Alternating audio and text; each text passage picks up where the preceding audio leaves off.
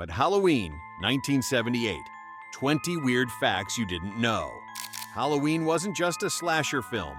It was a revolution, a movie shot in 21 days that changed horror forever. But behind the mask, nothing came easy. The budget was so tight, they used the cheapest mask in Hollywood. Most of the cast wore their own clothes, and the iconic score, it was created in just 3 days. These are 20 weird facts about Halloween, and buried in the madness. A film so influential that even after 4 decades, we still can't escape the shape. Let's step into Haddonfield. Number 1. Before Michael Myers became an icon, there was a chance encounter that started it all. In 1975, film student John Carpenter visited a psychiatric ward as part of a college class. There, he observed a teenage boy with this blank, pale, emotionless face and the blackest eyes. The devil's eyes. That encounter planted the seed for Michael Myers, a character defined not by what he says, but by what he doesn't. A blank slate onto which we project our deepest fears. Years later, when asked about the inspiration for Myers, Carpenter simply said, "I met him once when I was in college." Number 2. The film's entire budget was just $300,000, less than what most Hollywood productions spend on catering. The autumn setting in Illinois was created using paper bags painted to look like dead leaves. The crew had only one Michael Myers mask, purchased for $1.98 from a magic shop. Actually, a Captain Kirk mask from Star Trek, painted white with the eye holes enlarged. When William Shatner later learned his face had become one of cinema's most terrifying icons, he was amused, even wearing the Myers mask one Halloween to take his children trick-or-treating. Number 3. The film's iconic score was composed by Carpenter himself in just 3 days. He couldn't afford a composer, so he sat at a piano despite having only rudimentary musical skills. The main theme was inspired by both his father's bongo playing and the 5/4 signature from Seconds. The simple, repetitive piano melody creates tension because it never quite resolves as expected. The entire score cost just $1,500 to produce, yet became instantly recognizable to millions. Sometimes the most memorable music comes not from technical brilliance, but from pure, instinctive understanding of what creates fear. Number 4. Jamie Lee Curtis wasn't the first choice for Laurie Strode. Carpenter wanted Anne Lockhart, but producer Deborah Hill suggested Curtis, noting she was Janet Leigh's daughter, star of Psycho. Curtis was working as a secretary when she got the call to audition. Her salary? Just $8,000. The role was originally written as a slightly chubby, unpopular bookworm. Curtis bought all of Laurie's clothes herself from JCPenney, spending less than $100. When the film became a hit, Curtis initially resented being labeled a scream queen, but later embraced it, acknowledging that Halloween gave her a career. Number 5. The film was shot in just 21 days in spring 1978, primarily in South Pasadena, California. To create the illusion of Illinois in autumn, the crew repeatedly gathered and reused the same small pile of leaves. The same houses were often used for different locations. The Wallace house exterior is also Laurie's bedroom interior, just redressed. The Myers house was an abandoned property scheduled for demolition that the production rented for $100 per day. After filming, it was moved several blocks away, where it still stands today as a chiropractor's office. Local fans call it the Century House and leave candles and flowers on Halloween night. Number 6. Michael Myers' character is credited as the Shape in the film's end credits. Carpenter's deliberate choice to represent something more abstract than a simple killer. Actor Nick Castle, who played Myers for most of the film, was a film school friend of Carpenter's who happened to visit the set one day. Carpenter offered him $25 per day. Castle wasn't given specific direction beyond walk from here to there, allowing him to develop the now iconic head tilt and methodical pace. Castle wasn't a trained actor, but went on to become a successful director himself, helming films like The Last Starfighter. Number 7, the famous opening sequence, a 6-minute continuous shot from young Michael's perspective, was revolutionary for its time. It was filmed using a then-new Steadicam, with the operator wearing the rig backward to achieve the child's eye view. The sequence was originally planned as several shots, but Carpenter, inspired by Orson Welles' Touch of Evil, decided to attempt it as one continuous take. They had only 2 days to rehearse and 3 attempts to get it right.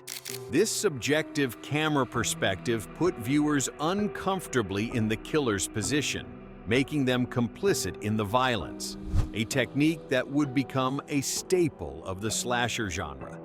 Number 8, Donald Pleasance, who played Dr. Loomis, initially turned down the role.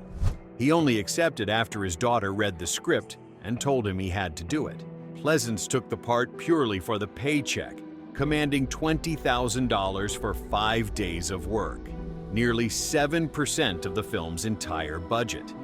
His famous line, "The evil is gone," at the end was improvised.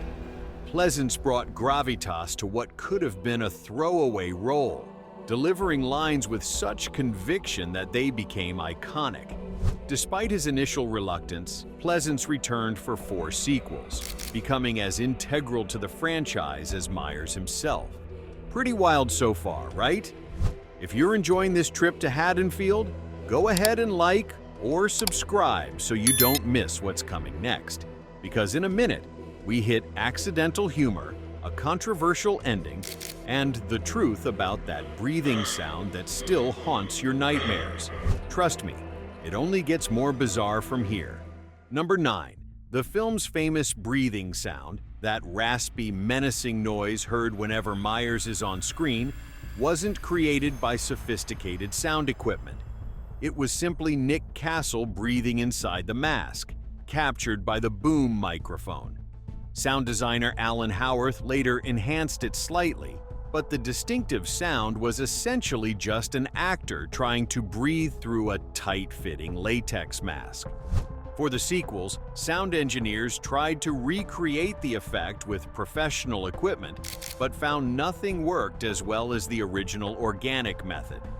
That distinctive breathing has become so iconic that merely hearing it creates immediate tension for audiences. Number 10.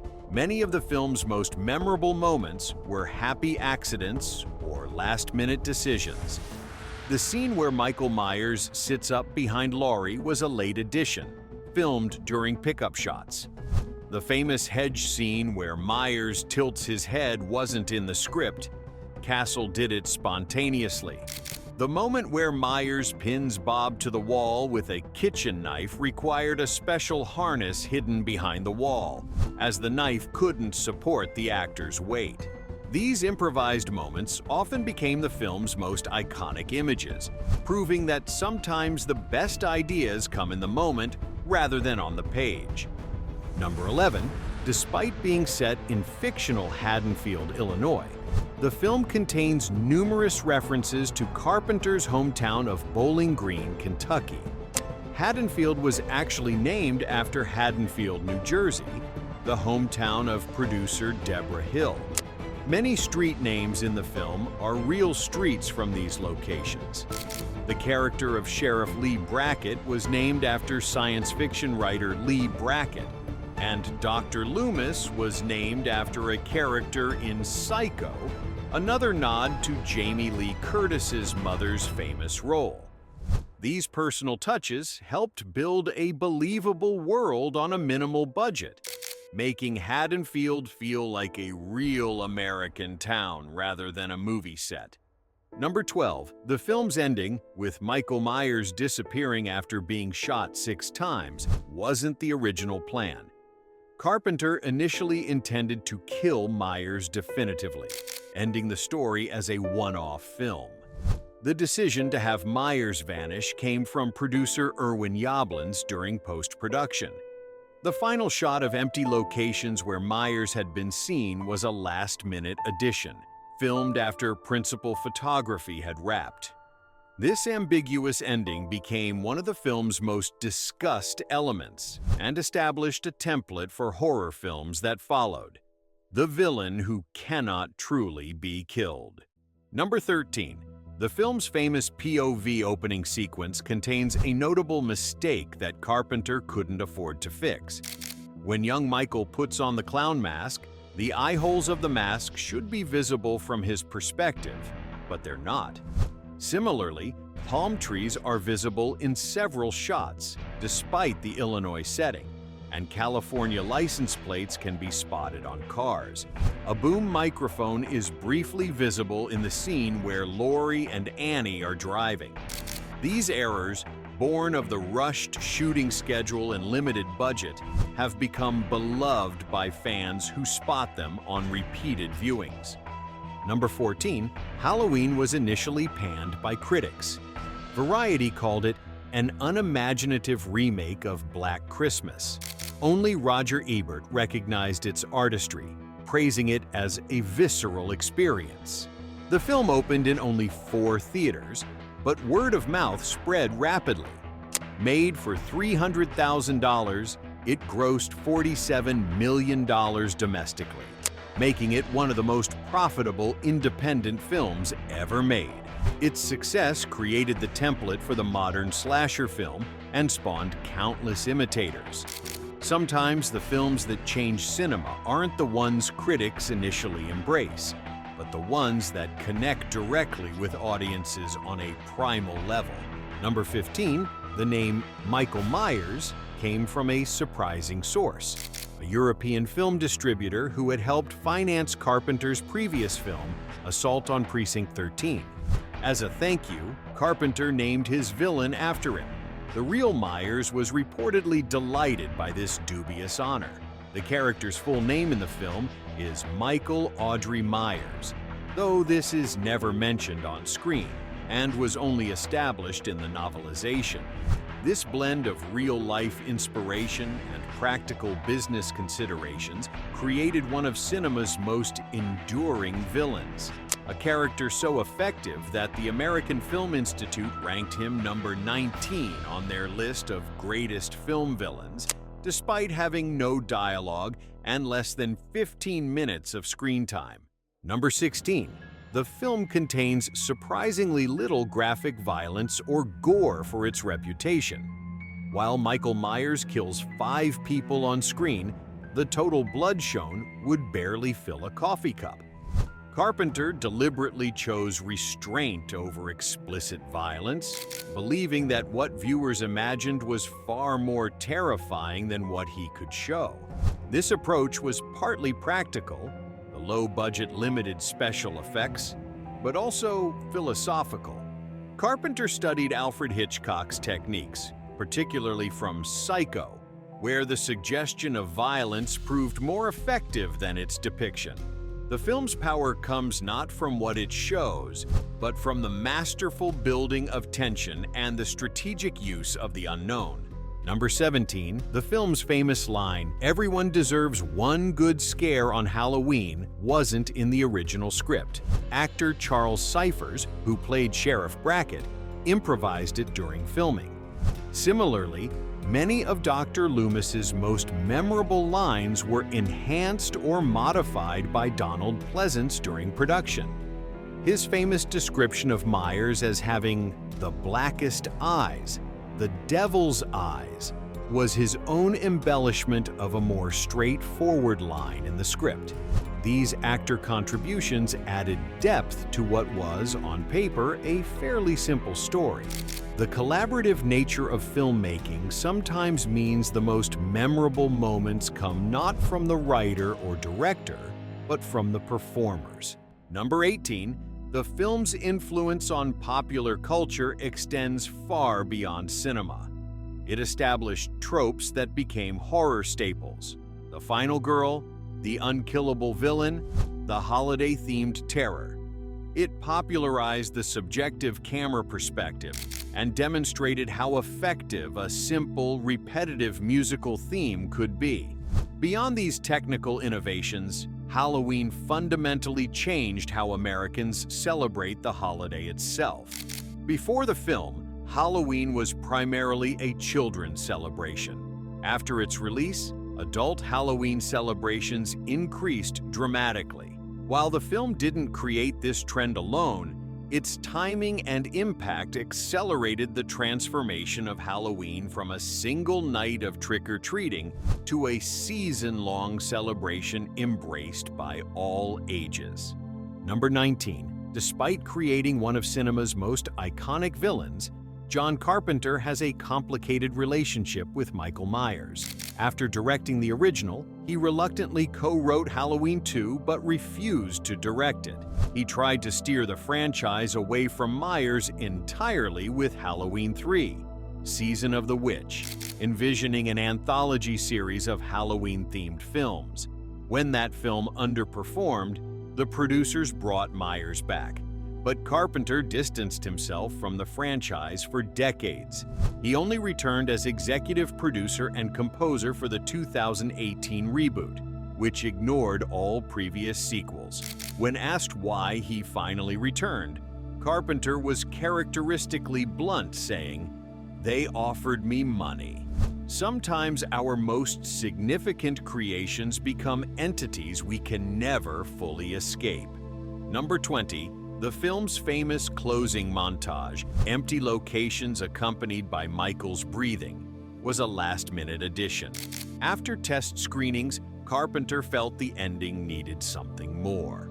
With no budget left, he grabbed a camera and shot empty hallways and rooms in the house where he was editing the film. These simple shots, combined with the breathing sound effect and Carpenter's synthesizer score, created one of horror's most chilling conclusions: the suggestion that evil is everywhere and nowhere simultaneously. This ending influenced countless horror films that followed, establishing the "evil is still out there" trope that became a genre staple.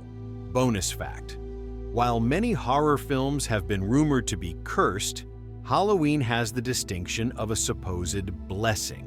Deborah Hill, the film's producer and co-writer, came from a family with ties to Wiccan traditions. According to crew members, Hill performed a small protection ritual before filming began. Whether coincidence or not a single serious injury occurred on set, unusual for a low-budget production with many stunts. When Hill passed away in 2005, many Halloween fan sites held virtual memorials, crediting her not just for her creative contributions, but for the positive energy she brought to a film about darkness. In a genre often surrounded by tales of troubled productions, Halloween stands out as a film where the behind-the-scenes story was remarkably free of real-world horror. Halloween wasn't just a slasher film. It was a masterclass in creating terror from nothing. A tiny budget, a blank mask, and the empty spaces where evil might be hiding. 5 decades later, its influence remains undiminished. A testament to filmmaking that understands that what we don't see is always more frightening than what we do. If this one still makes you check your closets before bed, drop a comment. Tell us what legendary film we should dive into next. Because in a world where horror has become increasingly explicit, Halloween reminds us that true fear comes not from the knife, but from the hand that holds it, and the emptiness behind the eyes that guide it.